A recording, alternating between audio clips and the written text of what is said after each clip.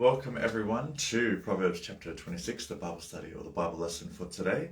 First, we'll just open up in prayer. So, dear Lord Jesus, thank you for giving this opportunity once again to learn more about your word and learn more of your wisdom so that we live a much less sufferable life and be at peace and happiness within and fulfillment within when we take on your word and apply it to our lives. In Jesus' name, amen. All right. I'm going to sing Heart of Worship. I'm not sure if I've actually done this song before, but welcome everyone. Hello, Mum.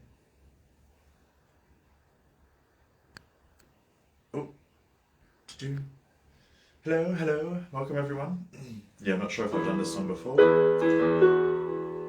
but I'm going to sing it anyway. I'm going to sing it for tomorrow's morning service at church as well, so I thought I might get some practice in. Why not? Thank you very much for listening. Welcome, Brett. Welcome. I do apologise, my fingers are a bit cold, so when I go to think I tapped it, I'm like, oh yeah, I've tapped it. No, I haven't. There we go. And I haven't warmed up my vocal cords, so they're a bit stiff. Because I've been at home all day, because of the rain. So I'm really excited. I got a lot of reading done. Which is good. Done some cleaning. I'm going to do more cleaning after this. Actually, I'll tell you, I was supposed to do this around 2 o'clock or 3 o'clock. And I just totally forgot. And then I was like, oh no, I've got to do this. So then I quickly put it together. Anyway, Proverbs chapter 26. Who's excited? I'm excited. I think after this one, we've only got, 5 more chapters. Woo. All right, this one's got 28 verses. So Proverbs chapter 26, verse 1. Honor is no more associated with fools than snow with summer or rain with harvest. So basically saying, you know how snow has nothing to do with summer, or you'll never see snow in summer? Same thing. Honor is in no way related to fools. Verse 2, like a fluttering sparrow or a darting swallow, an undeserved curse will not land on its intended victim. An undeserved curse. So is there such thing as deserved curses then? And does that mean, because it says here, honor, do we apply that honor? Or does that honor automatically apply? Just like curses, can we apply curses? Or do they automatically occur upon ourselves by our actions? Anyway, verse 3. Guide a horse with a whip, a donkey with a bridle, and a fool with the rod to his back. Number 4.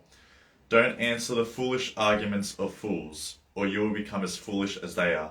And that reminds me of when we go on, and I've fallen into this trap of when you, which I don't do at all really actually anymore. When you go on Facebook and there's a controversial video being shared around or a piece of news, and then you see the comments and people are just going at each other, calling each other stupid, or calling each other names, trying to explain a situation, and somebody else responds and you're there going, wow, there's so much aggressiveness here and hatred, and they're just in a sense arguing for the sake of their own narcissistic grandiosity of themselves, thinking that they're right and the other person is wrong, rather than having a proper conversation which is face to face, but yet they put all this energy and all this effort, and I've done this as well, into arguing with someone that they'll never probably meet in person. And when you feel attacked by the other person, you straight away feel like you've got to, because you've done it in a public forum, you've got to somehow make them, belittle them because they've belittled you, and you've got to shame them because they've shamed you. And it's just this vicious cycle of hate being shared around, tossed around. And if you keep participating in those arguments, then you're going to become just as foolish as they are, as this verse says. Don't answer the foolish arguments of fools, or you will become as foolish as they are. And there's no resolution or resolve or even a coming together of peace when you're on the internet and you can't even see the person, like you can't even see their emotional reactions or their response as a normal conversation would be. So it's sort of like they're faceless and you're just seeing this mask of, their their photo of their profile. So you're not having a proper productive conversation or debate. It's foolish because you're just two voices wasting energy and effort when nothing's being resolved. And really, you're just wasting your time and you're wasting their time, and it's a waste of energy. And it's a way for us to create this and them and us and them concept, and dividing us even further apart rather than trying to bring us together, if that makes sense. So don't be a fool. Do not participate in those arguments online. Amen? Amen. Thank you for listening. Well, thank you for coming to my TED Talk. Anyway, verse 5. Be sure to answer the foolish arguments of fools, or they will become wise in their own estimation.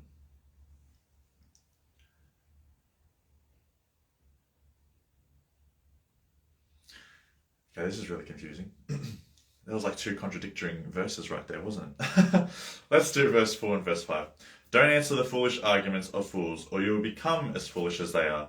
Be sure to answer the foolish arguments of fools, or they will become wise in their own estimation. I guess it depends on,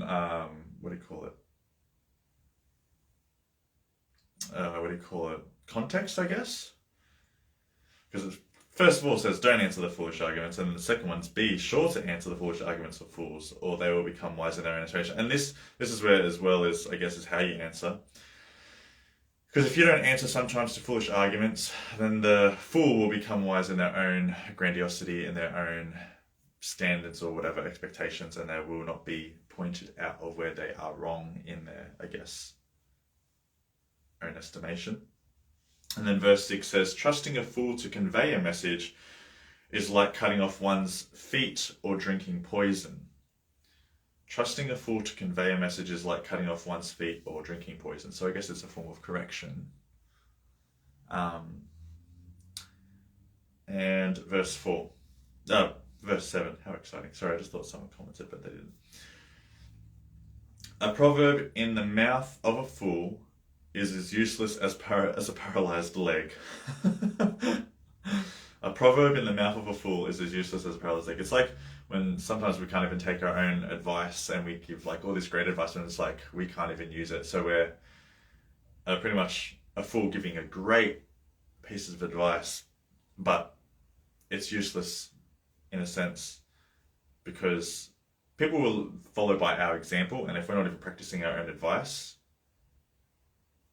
then we look like fools. And that's what it is saying, is as useless as a paralyzed leg. Verse 8. Honoring a fool is as foolish as tying a stone to a slingshot. Ouch. A proverb in the mouth of a fool is like a thorny branch brandished by a drunk. So I find this really hilarious because I'm just visualizing someone, like for example this one, it says, a proverb in the mouth of a fool is like a thorny branch brandished by a drunk. And I can just imagine like this branch, and it's just all, awkwardly like drunkard kind of writing, if that makes sense, or, branded. Verse 10. Again, these are all like one-liner explanations, so it's easy to understand what's going on. One second.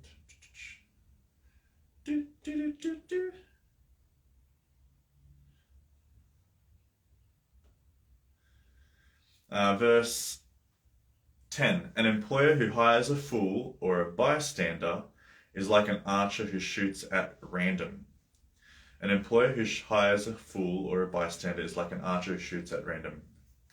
That's why we go through that process of interviews, etc., and trials. Hey Leanne, how you going? And welcome Andrew, if you're still there. I'm doing well, Leanne, thank you. How are you? Verse 11. As a dog returns to its vomit, so a fool repeats his foolishness. And I guess this is all of us at one stage, because we all sometimes are fools in life, and we don't quite pay attention. For example, when we're in a relationship with someone, or we have friends where they've treated us badly, but yet we still go back to them and rely and trust in them when we shouldn't, if that makes sense. Yes, by all means forgive, but there is a wisdom of don't let them, for example, if they borrow money and they just spend it on unproductive things like gambling or alcohol when they really need to feed themselves, and it's just like, well, I'm not going to give you money anymore, because that's the wisdom thing to do, because you're basically using me as a bank for your own pleasures, when I'd rather you use it on food or paying for your rent or whatever, like something like that. So we become the fool if we're just like, oh, they've learnt this time, here you go. Oh, they did the mistake again, or they'll learn this time, so I'll just give them more money. And if we keep doing that, we're the fool. We're seriously the fool. Terrible weather today. Oh, but it is great weather to stay in and study like I did. And play video games, which I haven't played video games yet today. Last night I did, and I will tonight. But I do want to watch a movie tonight. But we'll see what happens. I still have to clean the shower and trim my beard for tomorrow. Anywho, but it's good to hear that you're good, Leanne. Very good. There is more hope for, verse 12. There is more hope for fools than for people who think they are wise.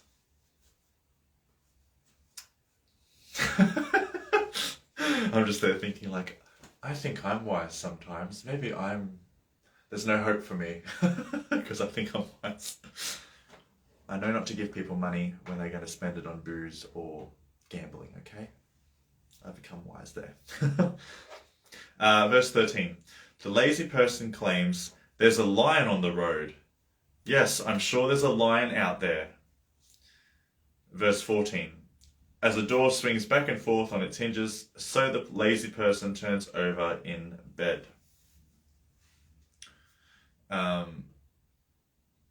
Lazy people... I guess this will now explain what that means. So I'm going to repeat that, verse 13, and I'm just going to go straight through so it actually helps you understand what's going on. Verse 13, the lazy person claims there's a lion on the road. Yes, I'm sure there's a lion out there. As a door swings back and forth on its hinges, so the lazy person turns over in bed. 15, lazy people take food in their hand but don't even lift it to their mouth. Lazy people consider themselves smarter than 7 wise counselors. Interfering in someone else's argument is as foolish as yanking a dog's ears. And I guess this concept of the lazy person is, even when it says take food in their hand but don't even lift it to their mouth, if we take it as advice, for example, some people give a lazy person advice, but they never actually act on that advice, so they're constantly living in a state of suffering or unproductivity, etc. The minute that they actually take on board that advice, take it and eat it and actually act on it, then it will become obviously productive. Because, you might be having a starving person and you give them food, but if they're like, I don't even have the energy to eat it, then it's just like, well, if you just put some of it in your mouth, your saliva will eventually break it down and go into your bloodstream, which will then give you just a tiny bit more energy just to put like a little piece of a mouthful, and eventually progress, etc. Welcome, Brendan. How you going? Welcome. Verse 17 there, it says, interfering in someone else's argument is as foolish as yanking a dog's ears. Don't interfere with someone else's argument. Verse 18. Just as damaging as a madman shooting a deadly weapon is someone who lies to a friend and then says, I was only joking. How many times have we done that? Yes, guilty. I do that all the time.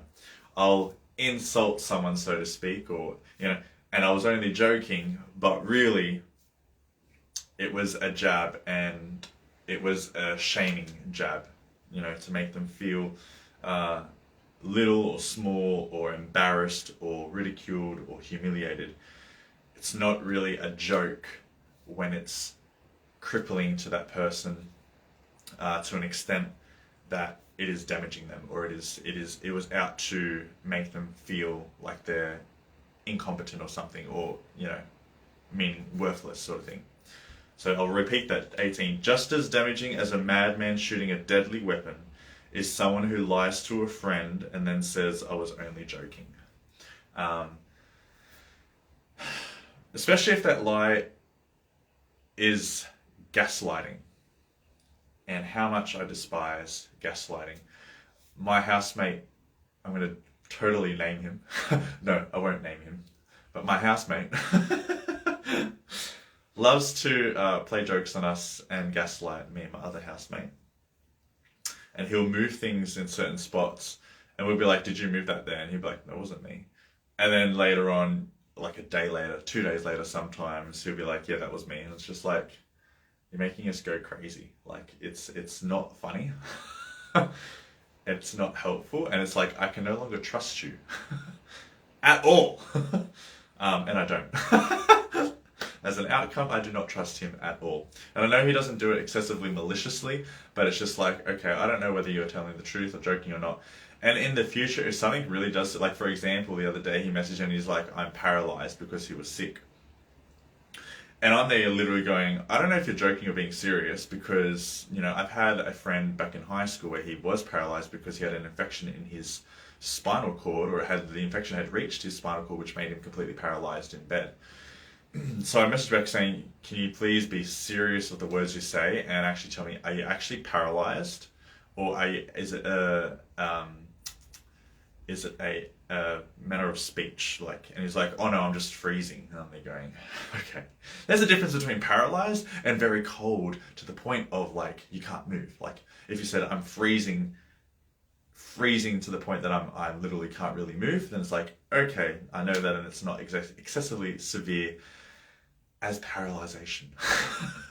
So I had to really question him and really be like, I don't know if you're joking or serious or not, because you've gaslighted me before. Is this a gaslighting? I don't know. So it's not a joke. And as I'm reading now, actually, in Jordan Peterson's 12 Rules for Life, rule chapter. I think it's rule number 10, and it's like, be precise in your speech. Be very precise. And the 2 rules before that, I think it was, do not lie, or at least tell the truth, or at least don't lie. Because it builds up, obviously, more trust between people. Welcome, Dylan. Welcome. Verse 20. Fire goes out without wood, and quarrels disappear when gossip stops. So if there's no fuel for that fire, if there's no wood, if there's no fuel, just like if there's no gossip, then there will be quarrels, like the quarrels between people. If we just go straight to the source, if we want to find out something, then there will be no more, in a sense, fires. There'll be no more problems.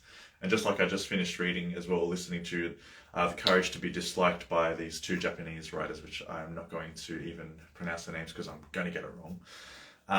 In there it says, problems only exist because of interpersonal relationships. And because we're people, we sometimes twist or exaggerate the truth when we're telling our stories, and we don't tell, the whole complete truth. So there's some misinterpretation sometimes when we're giving, miscommunication when we're giving, a story, or when we're receiving a story, even our past of how we interpret things. It's going to muffle up sometimes and cause some disruption in communication and trust within the friendships and relationships. So in this sense, when there is no gossip, when you stop all gossip, when you stop talking about other people and actually start more talking about ideas or things that you can improve on, the less that you talk about people, the less problems there's going to be, one, in their lives, because you're obviously spreading information that they probably didn't want you to spread if they've told you that information, or if something's happened to them and you're now relaying that information to whatever, that information that's being told to someone else is none of that person's business. It's just that person's business. And if you were there to experience it, you don't need to go off and tell other people that weren't there in that experience of what's happened, because it will create so much commotion. For example, even if you do gossip, straight away the person you're telling that gossip to is saying that you're an untrustworthy person because you're telling someone else's information to them, if that makes sense. Just don't gossip. There'll be less problems in your life. Verse 21. A quarrelsome person starts fights as equally as hot embers light charcoal or fire lights wood. Don't be a quarrelsome person. 22. Rumours are dainty morsels that sink deep into one's heart. I don't know what a morsel is. Should I look that up? Don't rumour. That's all I'm going to say with that one. Actually, what does the King James Version say? The words of a talebearer are as wounds, and they go down into the innermost parts of the belly. Okay. So people that are spreading rumours, by the sounds here goes, are as wounds. I guess in how I'm interpreting this is, if I go tell you about someone, and let's say it's a rumor, so it's a lie, it's not based on any truth, and it's a shaming lie. If I tell you a shaming lie about someone else, I'm putting a judgment of that person into you. And that's going to sink deep into you, and you're going to have this now perceived judgment of that person that could be unjust, unfair, and not real, not true. And that person now doesn't get the genuine version of you, because I've put a lie, a rumor in your mind that you've now got a preconceived judgment or perception of this person, and they're not going to get the genuine version of you, and which disrupts obviously the system. So whenever someone tells me like a rumor or a piece of information about someone else, I take it on board, so to speak, or I listen to it, but I do not let it predetermine my genuine relationship that I'm going to have with that person. Because the person that's telling me this information about this other person might be wrong, might be false, and it might be a prejudged, preconceived, or even a misinterpretation of that person completely, entirely. And then I go and see that person and I go, they're nothing like what you just perceived. Unless I haven't seen that side of them, so to speak. But I'm not going to have a predestined or a preconceived or a predetermined perspective or attitude towards someone when I haven't actually initially met them properly, or I haven't actually have a proper genuine relationship with them first. So do not spread rumors. Is that pretty much what it's saying? Verse 23. Smooth words may hide a wicked heart, just as a pretty glaze covers a clay pot. And that's why I'm very, very careful. And I always take what everyone says to me with a grain of salt, in a sense, as my mum has always taught me. Thanks, Mum. When someone talks to you in a smooth way, and you can see that they're trying to emotionally manipulate you to believe their perception or their attitude or whatever, and just how they do it. And it's just like the cartoons. They sort of lower their head and look up to you as if, like they're the innocent ones, and they're like, oh, but it is. And they're going, why are you looking at me like that? For one, it's creepy. And two, you're trying to convince me or something to get your way in some way, if that makes sense. Which I always go and question what you're trying to say to me, if it's true, if it's valid, and if it's suitable for me right now, if that makes sense. So I'll never really trust anyone that likes to smooth talk themselves into my life or into how I do things, so to speak. I always be like, stand there, just take a step back, please. First of all, your breath stinks. No, I'm kidding. But I do question everything when someone tries to convince me to make me perceive a certain way in a smooth talk. if they're not being like, I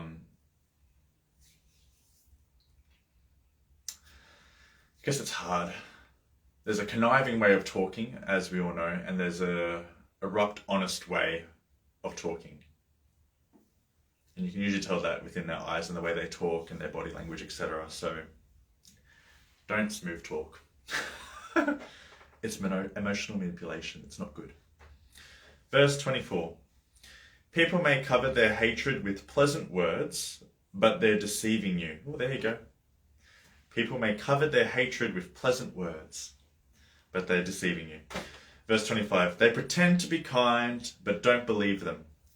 Their hearts are full of many evils. While their hatred may be concealed by trickery, their wrongdoing will be exposed in public. If you set a trap for others, you will get caught in it yourself. If you roll a boulder down on others, it will crush you instead. A lying tongue hates its victims, and flattering words cause ruin. That's why, like I said, flattering words, smooth talk, trying to make you feel, in a sense, in a certain way, I go, there's something wrong here. Something wrong. And I guess that's one thing as well that I've learned in coaching while I do my life coach course is, if I say to you, that feels good, doesn't it? That's an emotional manipulation kind of concept. And I just actually started a mini course on Audible called an Introduction to Psychology. And the second session was about how sometimes psychologists can unintentionally make people believe that they were raped by accessing hidden memories or squashed down memories when they actually weren't even raped. Ask the right questions or make someone doubt themselves so much that they then start to believe or think that they've been raped. It can cause obviously a whole lot of problems, because then these people are then being accused of rape when they actually hadn't even done anything of the sort. So how we say things, or how we make people feel, for example, if we try and make people feel like, doesn't that feel great? How good does that feel? You then start questioning, does it really feel good? Well, I do feel good right now. So yeah, it does feel good. And then later on, when they're not even there to tell you that, then you're like, this doesn't feel so good. So with the coaching, how I'm doing it is I let the person decide for themselves what feels good and what doesn't. I go, how does that make you feel? Like, I'm not going to be like, that feels good, doesn't it? Or does that feel good?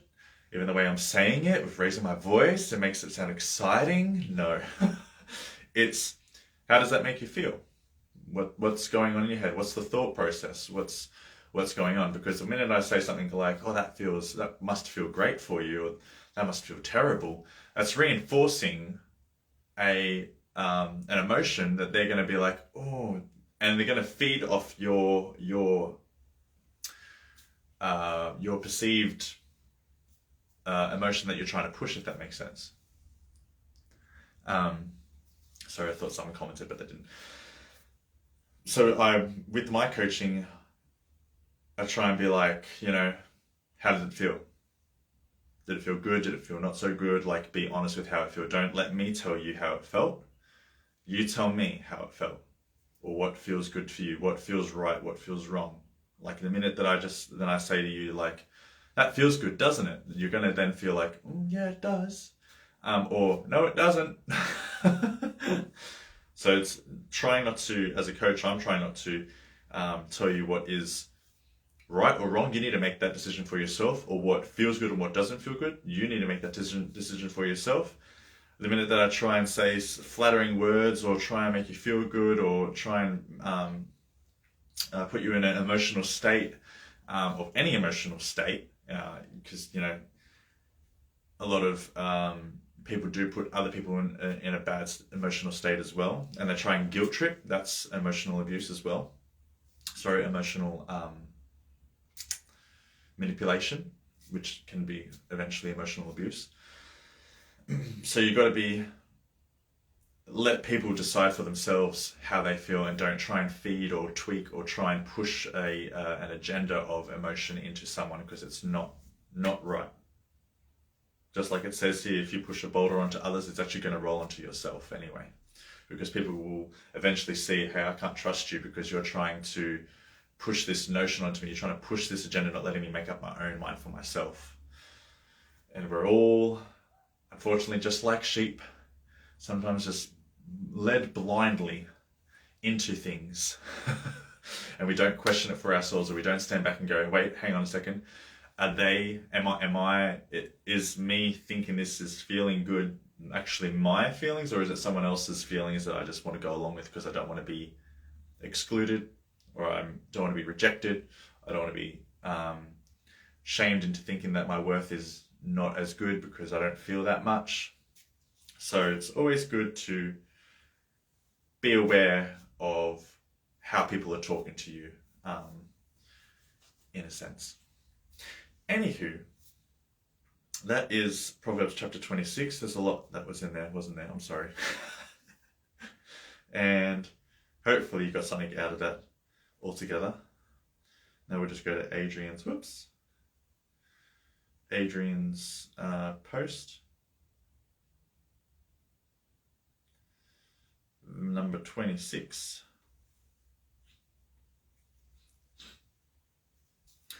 Remember, when opportunity knocks, it's hard work that answers. Sorry, there was a swear word in there, but I just took it out. Got me tripping up there for a second. Remember, when opportunity knocks, it's hard work that answers. I guess that's self-explanatory in a sense. When an opportunity comes along, and well, I guess if an opportunity comes along, if you do have the hard work to back you up, sort of thing, like the experience and the education, then you're going to be able to fit into that opportunity, and you'll be taken off like in a boat in the clouds. But if there is no education or experience behind you to back you up, then you're going to fall through that opportunity. You'll take the opportunity, but then the people that gave you that opportunity will realize you're not the right fit because you don't have their past experience or education. So, or even maybe you don't have the right attitude. So we're just going to be like, well, you can't be on this ship anymore. Goodbye. So it does, when opportunity knocks on that door, I mean, there's a lot of opportunities that is granted to us, for example, but some are not the right ones because our hard work of our experience and expertise can't answer all those knocks of opportunity. Hopefully that makes sense. It makes sense to me. Anywho, so if you want let's put it this way, if you want a specific opportunity in your life, then you will get the education and the experience needed so that opportunity will follow you through and take you places that you never thought possible. Whereas if you don't have the opportunity, if you don't have the education or the experience, that opportunity will take you probably about a little bit of the way, and then when it gets too hard, you'll fall off and you're back to square one. With a new opportunity, with maybe that your experience and education might fulfill more, if that makes sense. Anyway, hope you all have a wonderful day. Hopefully you got all something from this. If you didn't, I'm sorry. If you did, awesome. But basically, don't gossip. Don't spread rumors. And what was the third one? Oh, don't smooth talk. Don't emotionally manipulate. It's bad for you. It's bad for everyone. Okay? That's how Hitler caused so much wars, because he was a smooth, convincing talker. He made people feel good, especially generals and people up in the leaders and politics. The way he talked apparently was very smooth and pleasing. He made you feel safe. So be careful of those people that try to make you feel, in a sense, safe or promise the world to you, because they're the ones that are, I guess, more likely to make things go sour. And that's all lessons we can learn, because if we keep falling into those sour situations, then we're the fool. Anyway, hope you all have a wonderful day. No worries, Leanne, and thank you, Mum, and thank you, Brett. Oh, and Lachlan just joined, but we are leaving. You too have a great night as well, and I shall see you all next week for chapter 27. See you later, and King up.